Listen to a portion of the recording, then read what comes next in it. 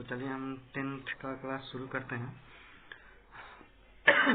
बहुपद बाइनोमियल्स, ठीक है, बाइनोमियल्स, ठीक है। और इसमें क्या है कि बहुपद क्या है, जिसका मतलब बहुपद, बहु का मतलब होता है बहुत ज्यादा और पद का मतलब होता है पद। तो जिसका पद क्या हो, बहुत ही ज्यादा हो तो हम उसे क्या कहते हैं, बहुपद कहते हैं, ठीक है। और बहुपद में आप आ जाइए, बहुपद में क्या है, सबसे पहले रैखिक बहुपद। रैखिक बहुपद, रैखिक बहुपद का मतलब क्या होता है कि एक घात वाले बहुपद को हम क्या कहते हैं, रैखिक बहुपद कहते हैं। जब किसी भी चीज का एक घात हो उसका, तो एक घात वाले बहुपद को हम क्या कहते हैं, रैखिक बहुपद। जैसे 4x + 2, ठीक है। तो x के ऊपर कितना घात है हमारा 1, तो ये हमारा क्या हुआ, रैखिक बहुपद हुआ, ठीक है। यानी कि जो चर है, और चर क्या होता है, चर में यानी x जितना, मतलब सिंपल बेसिक बता रहे हैं कि x y z जितना ABCD का हो तो क्या होता है, चर x y z हो, क्या होता है, चर होता है। तो x y z चर होता है, तो इस पर अगर घात जितना हो तो उसे हम, अगर एक घात हो तो रैखिक बहुपद कहते हैं, दो घात हो तो द्विघात बहुपद, और तीन घात हो तो त्रिघात बहुपद कहते हैं, ठीक है। ये समझ में आ गया। बहुत सारा उदाहरण हो सकता है, x + 3, x + 1, 3x + 3, x + 1, 4x + 5, ये हमारा क्या हुआ, रैखिक बहुपद हुआ। अब देखिए आगे द्विघात बहुपद, ठीक है। इसमें क्या है, द्विघात बहुपद। द्विघात बहुपद का मतलब क्या हुआ कि जिसमें घात किस, अच्छा, चर के ऊपर घात कितना हो, 2 हो, हमारा क्या कहलाता है, द्विघात बहुपद। जैसे में क्या हो जाएगा कि y² - 2, ये हमारा क्या हुआ, द्विघात, ठीक है। 2 - x², ये हमारा क्या हुआ, द्विघात। x² + 2x + 3, ये हमारा क्या हुआ, द्विघात बहुपद हुआ, ठीक है। अब देखिए अगला त्रिघात बहुपद। त्रिघात बहुपद यानी कि त्रिघात बहुपद क्या है, तो 3 घात के बहुपद को हम क्या कहते हैं, त्रिघात बहुपद कहते हैं। यानी जिसमें घात कितना हो, चर में घात कितना हो हमारा 3 हो, और चर क्या होता है, x y z जितना होता है वो हमारा क्या कहलाता है, चर कहलाता है, वह चर होता है, ठीक है। जैसे में त्रिघात बहुपद क्या हो जाएगा कि x³ + 2x + 4, ये हमारा क्या हुआ, त्रिघात बहुपद हुआ। इसमें x के ऊपर कितना है घात, 3 है, ठीक है। अब इसको ऐसे भी लिख सकते हैं, x³ + 2x² + 3x + 5, इसका घात कितना है, 3 है, तो हमारा त्रिघात बहुपद। ये नहीं कि ये 2 है तो इसको भी लेंगे, नहीं, जो बड़ा रहता है उसके अनुसार हम बोलते हैं। अब देखिए, अब जैसे जैसे इसका आगे फार्मूला आएगा, उसे एक्सरसाइज अब करते हैं हम लोग, और जैसे जैसे एक्सरसाइज के अनुसार जो भी फार्मूला आएगा उसको हम बताते चलेंगे, उसी के साथ फार्मूला भी हमारा कंप्लीट होता चलेगा, ठीक है। तो आगे बढ़ते हैं एक्सरसाइज पे आते।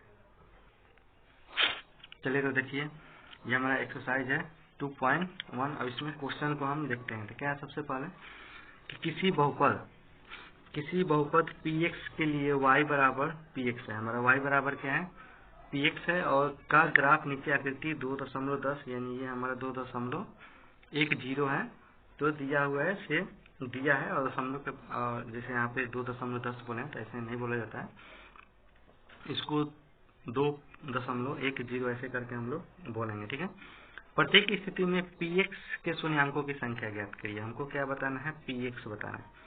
यानी यहाँ पे जो ये रेखा है, ये तो हम जानते हैं y होता है, y y' और x और x', ठीक है।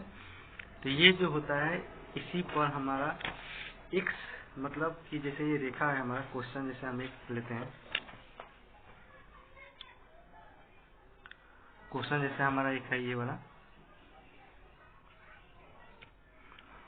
तो ये है, ये हमारा पहला क्वेश्चन है। तो देखिए हम जैसे यहाँ पे पहला क्वेश्चन उतारे हैं, तो इस पर बताना है कि px यानी कि x पर कितना कटा हुआ है, x पर px के शून्याङ्कों की संख्या बताएं।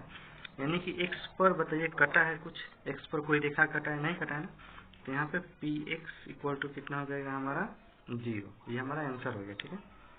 px = कितना हो जाएगा 0, क्योंकि x पर कुछ भी नहीं कटा। x पर अगर कटा रहता, अगर एक बार कटा रहता तो यहाँ पे आंसर वो 1 होता, अगर ऐसे 2 बार कटा होता तो हमारा आंसर 2 होता। अगर इसको ले ले तो 2 होता, अगर सब सारा ले ले तो 1 2 3 होता। ठीक है, तो x पर जितना कटा हो, जैसे यहाँ पर px पूछ रहा है, px अगर y पूछता है py, तो हम y कितना बताते हैं, इसमें py बराबर 1 बताते हैं। py बराबर कितना बताते हैं हम, py का शून्यांक कितना बताते हैं, 1 बताते हैं। x पर वैसे इसमें x पर कटा नहीं है, यहाँ पर क्वेश्चन में x पर कटा नहीं है, तो इसीलिए हमारा क्या हो गया, आंसर 0 हो गया। ठीक है, अब देखिए क्वेश्चन 2 नंबर, यहाँ पे क्या है कि यहाँ पे देखिए कटा हुआ है ना, कितना बार कटा हुआ है, 1 बार कटा हुआ है।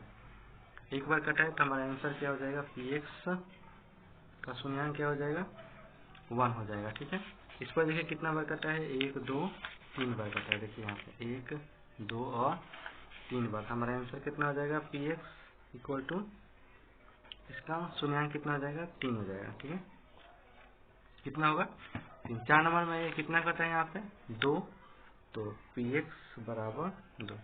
यानी बताना है कि x पर, जैसे ये रेखा है जो x पर कितना बार कटा है, तो 1 बार यहाँ पे 1 बार यहाँ पे, तो 2 हो गया। 1 बार यहाँ पे 1 बार यहाँ पे 1 बार यहाँ पे, तो ये हो गया हमारा 3। 5 नंबर में देखिए कितना कटा है, 1 2 3 4, तो ये हमारा px बराबर कितना हो जाएगा, 4। ठीक है, x पर फिर से बता देना कि x पर जितना बार कटा हो वही हमको आंसर लिखना है। जितना बार भी x पर कटा हो वही हमारा आंसर हो गया। 6 नंबर देखिए, 6 नंबर में कितना बार कटा है। अब देखिए ये क्रॉस नहीं है, कटा नहीं है, इस पर ये सिर्फ टच हुआ है। जैसे यहाँ पे है, यहाँ से आइए, यहाँ से यहाँ तक, इस पर ये सिर्फ टच हुआ है। ठीक है, टच हुआ है तो क्या है, 1 2 और 3, तो हमारा px इक्वल टू कितना हो जाएगा, 3।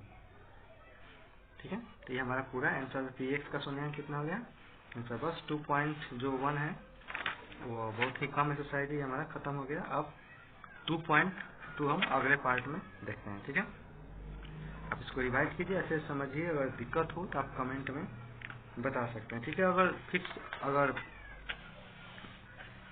y का निकालना, आप फिर से एक बार रिपीट कर दे रहे हैं, उसके बाद आगे बढ़ेंगे हम लोग। अगर x y पर कटा हो तो हम क्या लिखेंगे, जो जितना बार y पर कटा हो वही हमारा आंसर होगा। अगर x पर कटा हो तो x वाला आंसर लिखेंगे, अगर y पे कटा हो तो y वाला लिखेंगे। ठीक है।